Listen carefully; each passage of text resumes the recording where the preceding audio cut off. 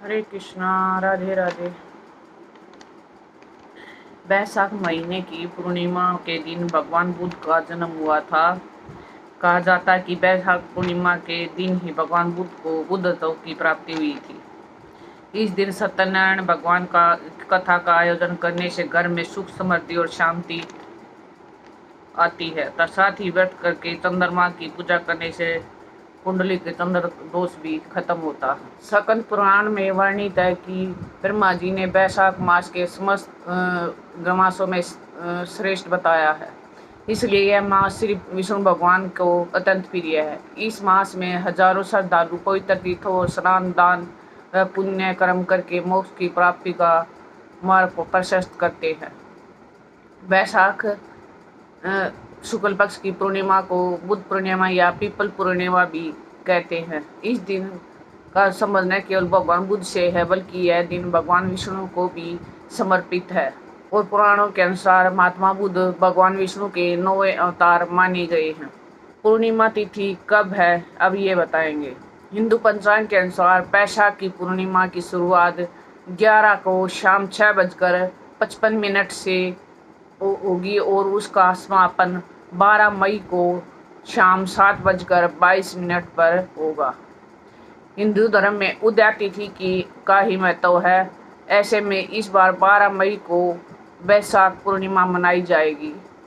बैसाख पूर्णिमा पर चंद्रोदय का समय 5:59 पर होगा। इस समय आप अर्घ्य दे सकते हैं। पुष्करणी तिथियों का पुण्य फल। बैसाख शुक्ल त्रयोदशी को लेकर पूर्णिमा तक तिथियां पुष्करणी तिथियां कही जाती हैं। इन दिनों में स्नान व दान का विशेष महत्व बताया गया। शास्त्रों के अनुसार एकादशी को अमृत प्रकट हुआ था और द्वादशी को भगवान विष्णु ने उसकी रक्षा की और त्रयोदशी को देवता ने सुधापान किया और चतुर्दशी को दैत्यों का संहार हुआ। अतः यह तिथियां पापों के विनाश और सुख समृद्धि की प्राप्ति करने वाली मानी गई हैं।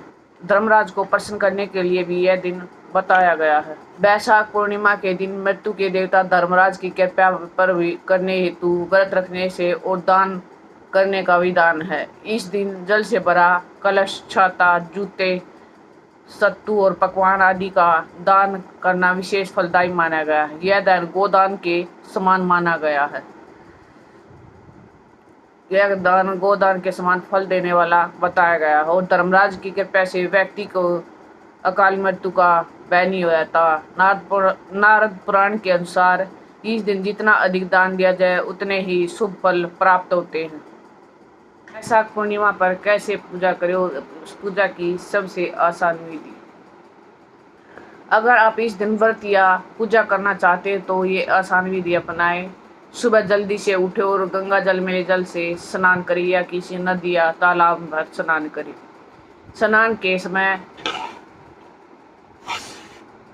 स्नान के बाद सूर्यदेव को जल अर्पित करें और आदित्य मंत्रों का भी जाप करें।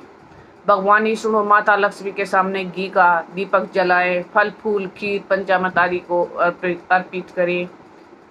दिन में जरूरतमंदों का अन्न, वस्त्र या दक्षिणा दान करें। किसी ब्राह्मण को भोजन कराएं या गरीब व्यक्ति की मदद करें। इस दिन तामसिक भोजन जैसे मांस, लहसुन, प्याज आदि का पूरी तरह त्याग करें। दिन भर धर्म कर्म और भजन कीर्तन के मन तथा ध्यान लगाए रखें। क्या है बैसाख पूर्णिमा का महत्व?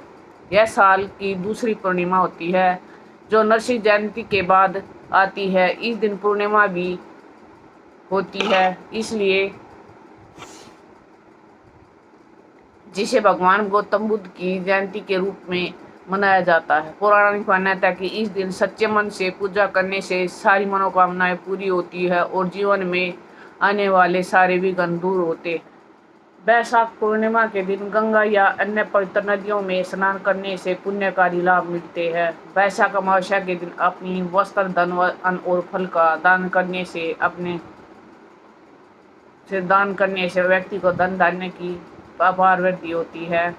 इसके अलावा इस दिन बर्तन, अनाज और सफेद वस्त्र का दान करना भी लाभकारी बताया गया। बैसाख पूर्णिमा की यह कहानी आपको यह कैसे लगी है हमें कमेंट में जरूर बताएं। अगर आपको यह कहानी पसंद आई हो तो इसे लाइक और शेयर कीजिए।